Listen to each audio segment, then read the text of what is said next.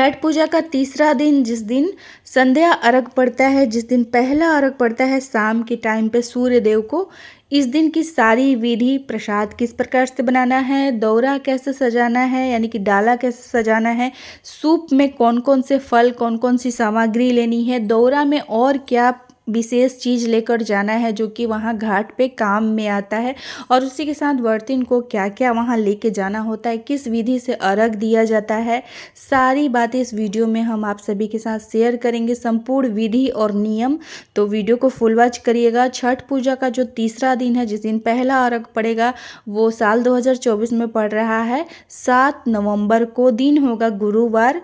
तो उम्मीद करती हूँ आप सभी को ये वीडियो अच्छी लगेगी, वीडियो हमारी पूरी देखिएगा। खरना के रात में व्रती जो हैं वो खीर और रोटी खा के प्रसाद रूपी ग्रहण करती हैं, और उसके बाद उनका उपवास शुरू हो जाता है। रात में वो सो जाती हैं वहीं बिस्तर लगा के, और उसके बाद सुबह में प्रातःकाल यानी कि 3 बजे के आसपास उठ जाती हैं व्रती, और स्नान करके, सिर्फ स्नान करना है और कुछ नहीं, क्योंकि रात में खाया गया है, तो स्नान करके और साफ सुथरे वस्त्र धारण कर लेने हैं, सिंदूर लगा लेना है, और उसके बाद 3 बजे के आसपास ये प्रसाद बनाना शुरू करती हैं व्रती लोग। तो देखिए, प्रसाद बनाने के लिए आपको चूल्हा जो है वही खरना के दिन वाला जो चूल्हा होता है उसी का प्रयोग आप कर सकते हैं। तो खरना के दिन वाला जो चूल्हा है उसका राख निकाल के चूल्हा को मिट्टी से लीप लिया जाता है, और इसी दिन इसमें ठेकुआ प्रसाद रूपी बनाया जाता है। ठेकुआ बनाने के लिए गेहूं को चून के बहुत ही अच्छे से चुनने के बाद उसकी धुलाई की जाती है, धुलाई करके उसको पहरा दे के सुखाया जाता है, और इसको मिल में पिसवा सकते हैं या आप जाता में भी पीस सकते हैं। थोड़ा मोटा पिसा हुआ रहता है, एकदम बारीक इसका आटा नहीं होता है, थोड़ा मोटा होता है।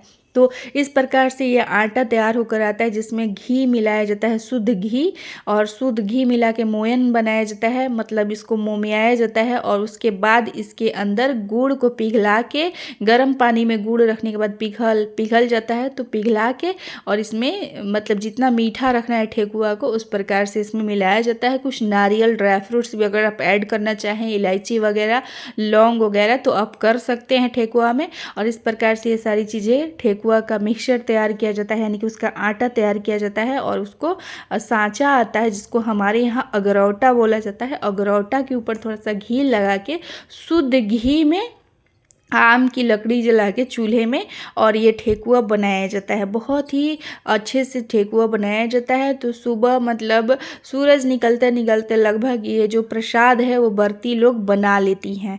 तो प्रसाद बना लेती हैं, उसके बाद देखिए जो प्रसाद बन जाता है तो सूप तैयार किया जाता है। इसके लिए बहुत सारे फल आते हैं, बहुत सारी सामग्री होती है। तो दौरा को एक दिन पहले ही हम लोग धो के सुखा के अच्छे से रखते हैं, सूप वगैरह सब सुखा के धो के रखते हैं। तो सूप कैसे सजाना है, दौरा में क्या क्या लेना है, अब आइए हम आपको बताते हैं। दौरा यानी कि डाला जिसे कहते हैं, इसमें आपको पीले सिंदूर का बड़ा सा पैकेट रख लेना है, क्योंकि इस पीले सिंदूर की आवश्यकता बहुत ज़्यादा होती है। तो पीला सिंदूर का पैकेट रख लीजिएगा। मिट्टी के ढकनी में आप थोड़ा सा चावल का आटा ले लीजिएगा, जिसमें सिंदूर मिला के ऐपन बनाया जाता है, और ऐपन का इस्तेमाल किया जाता है घाट पे, तो वो ले लीजिएगा। साथ में आप माचिस ले लीजिएगा, और आपको पान का पत्ता ले लेना है थोड़ा ज़्यादा, कम से कम 5-10 तो ले ही लीजिएगा पान का पत्ता, और सुपारी ले लीजिएगा उतना ही। साथ में आप धूप ले लीजिएगा, धूप या फिर अगरबत्ती भी हम लोग इस्तेमाल में लाते हैं, अगर आप लोग नहीं लाते तो धूप रख लीजिएगा। उसी के साथ माचिस रख लीजिएगा, घी का डिब्बा बाती लगा के रख लीजिएगा, मिट्टी का ढेर सारा दिया रख लीजिएगा, और इसी के साथ आम के पत्ते ले लीजिएगा। और आपको बता दूं मैं, आप लोटा ज़रूर पीतल का ले लीजिएगा, जितना सूप लगाना है उतना लोटा आप ले लीजिएगा, क्योंकि लोटे के ऊपर ही सूप रखा जाता है। इसके बाद आप रोली ले लीजिएगा। तो ये सारी चीज़ें आपको दौरा में रख लेना है। और इसके अलावा अब बात कर लेते हैं सूप में क्या क्या आपको लेना है। देखिए, जो बांस के बने हुए सूप होते हैं, बहुत लोग पीतल के भी सूप लेके रख लेते हैं। तो जो भी आपके पास सूप है, उस सूप में आपको पहले सिंदूर से 5 जगह टीका लगा लीजिएगा, या तो फिर आप स्वास्तिक भी बना सकते हैं। सिंदूर से आप स्वास्तिक बना लीजिए, या 5 जगह टीका लगा के उसमें देखिए क्या क्या आपको रखना है, ध्यान से सुनिएगा। सारे फल को धोने के बाद इसका पानी थोड़ा निकल जाता है।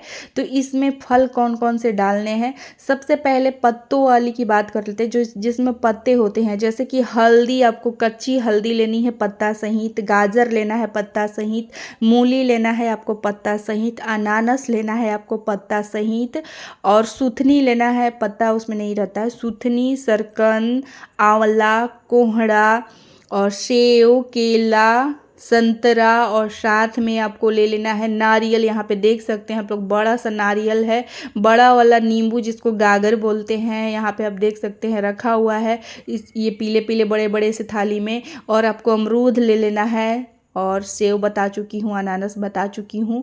इसके बाद यहाँ पे देखिए चावल का लड्डू, यानी कि हम लोग इसको कचवनिया बोलते हैं। चावल को अच्छे से चुनकर धोकर, हल्का गीला रहता है, हल्का इसका पानी निकल जाता है, तो इसको जांता में पीसा जाता है, या फिर मिल में भी आप पिसवा सकते हैं। तो इस प्रकार से पिसवा के इसमें घी मिला के और थोड़ा सा लौंग तोड़ के डाल दिया जाता है, या फिर गोल गोल भी लौंग मतलब डाल के, और इसका कचवनिया लड्डू बनाया जाता है, लंबा और इस तरीके का गोल भी बना सकते हैं आप।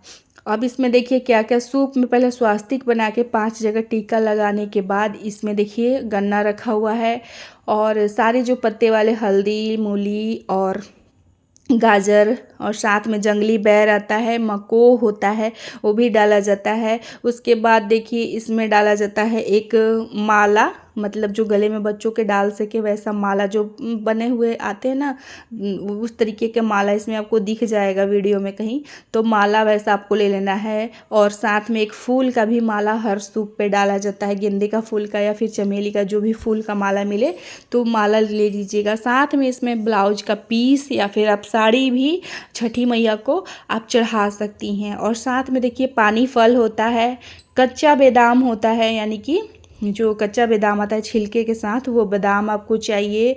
और ये सारे फल मैंने बता दिए, अब कुछ शायद नहीं छूट रहा है। अमरस होता है, जो कि हर टाइम पे हर फल उपलब्ध नहीं होता है। अमरस भी छठ में चढ़ाया जाता है, लेकिन यहाँ पे हम लोगों को अमरस नहीं मिला था। शरीफा भी होता है, देखिए यहाँ पे आप देख सकते हैं शरीफा। तो ये सारे फल होते हैं, और इसी के साथ ठेकुआ, 5 ठेकुआ, 7 ठेकुआ, इस तरीके से इस इतने संख्या में रखा जाता है। 5 कचवनिया या फिर 7 कचवनिया एक सूप में, इससे ज़्यादा भी आप डाल सकते हैं। तो इस प्रकार से सिंदूर का ही टीका लगा के ठेकुआ और कचवनिया को सूप में सजाया जाता है। और इसमें पचमेवा भी रखा जाता है। पचमेवा यानी कि ड्राई फ्रूट्स, जिसमें नारियल, छुहाड़ा और मूंगफली होता है, भिगोए हुए चने भी होते हैं, भिगो कर चना भी इसमें रखा जाता है। और साथ में अक्षत, और ये है आलता, जो कि सूप में, हर सूप में रखा जाता है एक एक जोड़ा। तो इस प्रकार से ये सारी चीज़ें इसमें रखी जाती है। यहाँ पे आप देख सकते हैं ये पान का पत्ता है, और तो बहुत सारे सूप में इसमें नींबू, ये देखिए फूल का माला है। तो इस प्रकार से ये सारी चीज़ें इसमें रखी जाती है सूप में। ये देखिए यही माला की मैं बात कर रही थी। तो इस तरीके का माला ये बच्चों के गले में, बड़े लोगों के घर के बेटा, मतलब जो भी हैं बच्चे परिवार, उनके गले में डाल दिया जाता है। और भी यहाँ पे चना, मकोह, मतलब इस तरीके के लौंग, इलायची, सुपारी, जायफल, ये सारी चीज़ें सूप में डाला जाता है। और साथ में नींबू, और जो गागर होता है वो थोड़ा बड़ा होता है, इसलिए वो हम नहीं यहाँ से डाल के ले जाते हैं।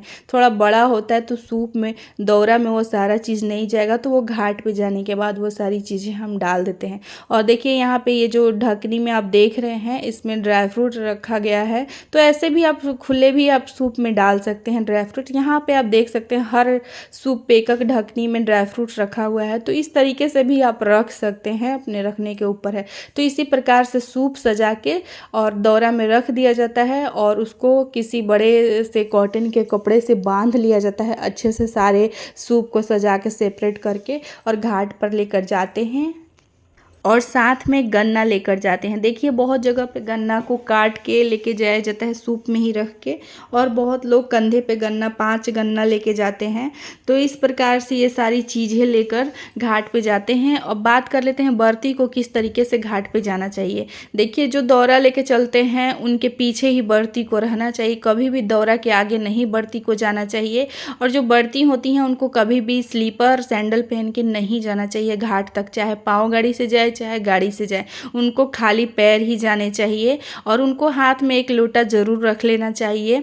तो इस प्रकार से हाथ में एक लोटा ज़रूर रख के जाना चाहिए। और देखिए जाते समय आप चाहें तो नई नवेली हैं तो कितना भी आप श्रृंगार कर लीजिए, लेकिन वहाँ अर्घ देते समय आपको अपना वही साड़ी पहनना होता है जो साड़ी पहन के आपको अर्घ देना है, यानी कि कॉटन लिए हैं तो कॉटन, और मतलब उस साड़ी को वहीं पर, अगर इसी साड़ी में आप करना चाहते हैं तो कर सकते हैं, लेकिन ये सिलाई किया हुआ होता है तो बहुत लोग पहली बार व्रत करते हैं तो उसी टाइम सोच लेते हैं कि सिलाई करके ही ब्लाउज वगैरह पहन के अर्घ देंगे या फिर बिना एक छीनिए कपड़ा में देंगे। तो इस तरीके से डिसाइड हो जाता है, तो उसी हिसाब से अपना कपड़ा लेके जाया जाता है। इसमें आप लिपस्टिक वगैरह सब लगा सकते हैं, सब श्रृंगार कर सकते हैं।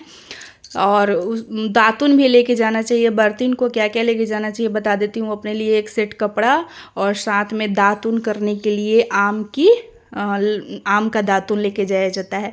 तो घाट पे जाने के बाद क्या किया जाता है, देखिए घाट पे जाने के बाद इस तरीके से घाट बांधा जाता है, मतलब एक तरह से घाट छेका जाता है इस तरीके से, जहाँ पे आपको अपना सूप रखना है। और इस प्रकार से ऊंचा, देखिए गांव में तो होता है कि कुछ दिन पहले ही जाके अपना घाट चेक कराते हैं, लेकिन अब शहर में ये सब चीज़ नहीं होता है, जब जाते हैं तभी अपना घाट बना लेते हैं।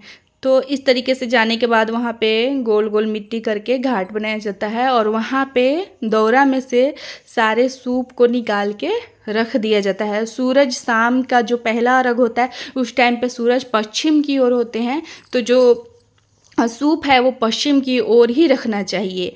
तो इस प्रकार से पश्चिम की ओर मुख करके रखा जाता है। तो इस तरीके से देख सकते हैं यहाँ पे 5 जगह हमने बना लिया है और इस तरीके से बनाकर उसमें उस पर लोटा रख के पीतल का और आम के पत्ते डालकर, उसमें जल भर के आम के पत्ते डालकर उसके ऊपर सूप रखा जाएगा।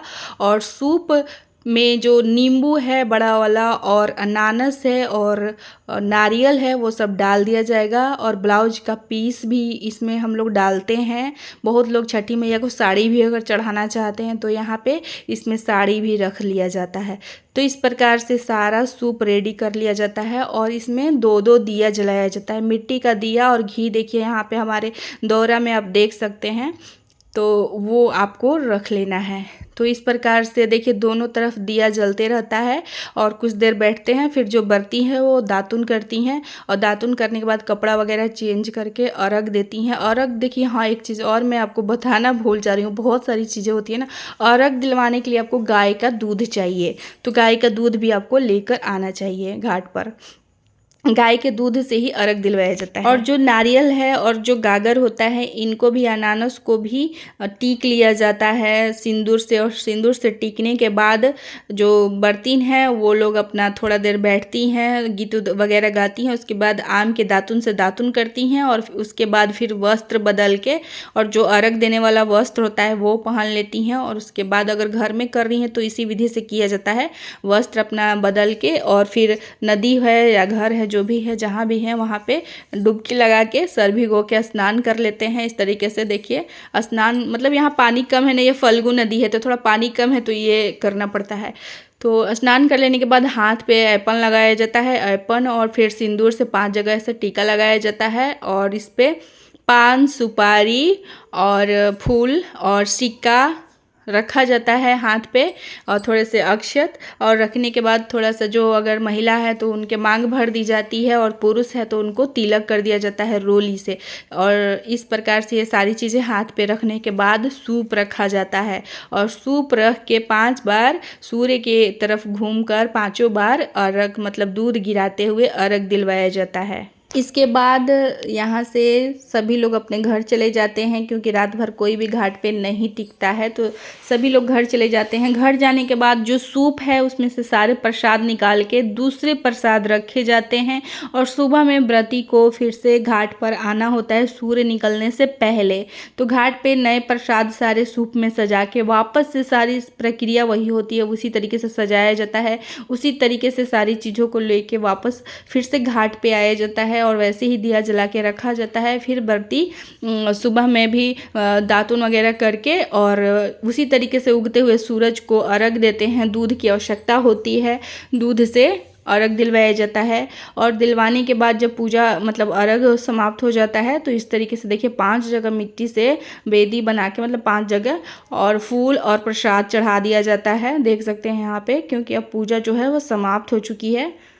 तो इस प्रकार से करवा के फिर थोड़ी सी हवन भी की जाती है। इस दिन आम की लकड़ी एक्स्ट्रा लेकर जाया जाता है हवन के लिए, थोड़ा सा हवन सामग्री भी, जैसे सिर्फ धूप वगैरह लेके जाते हैं। और देखिए गोईठा वगैरह गोबर के उपले यानी कि बने हुए लेके हम लोग जाते हैं और बगल में घर के सारे लोग इसमें थोड़ा सा हवन करते हैं, मतलब आहुति एक तरह से, अब क्या जो भी आप समझिए, हम लोग बस इसी तरीके से देखिए ऐसे कर लेते हैं। तो ये चीज़ किया जाता है। और इसके बाद जो व्रती हैं वो अगर बड़ी हैं तो उनके सभी घर के लोगों को पाँव छूने चाहिए, आशीर्वाद लेना चाहिए। और अगर वो छोटी हैं तो वो बड़े लोगों का आशीर्वाद लेती हैं। और इसके बाद फिर सभी लोगों के मांग भी इस दिन पीले सिंदूर से सबको भर देना चाहिए, सबके मांग। और इस प्रकार से छठ का जो ये पावन पर्व है वो समाप्त हो जाता है। फिर घाट से सभी लोग अपने अपने घर चले जाते हैं और इसी दिन पारण हो जाता है घर जाने के बाद। तो इस प्रकार से ये छठ का जो पर्व है हमारे यहाँ मनाया जाता है। हो सकता है आप लोग के घर का रीति रिवाज थोड़ा अलग हो, हमारे घर का तो यही है। तो इसी तरीके से हमने शेयर किया है। हो सकता है कुछ मैं शायद भूल गई हूँ यहाँ पे बताना, तो आप लोग कमेंट करिएगा तो मैं बता दूँगी। वैसे मैंने अपना याद करके सब कुछ बता दिया है। अब व्रती लोग वहाँ पे चाय पानी भी पी लेती हैं।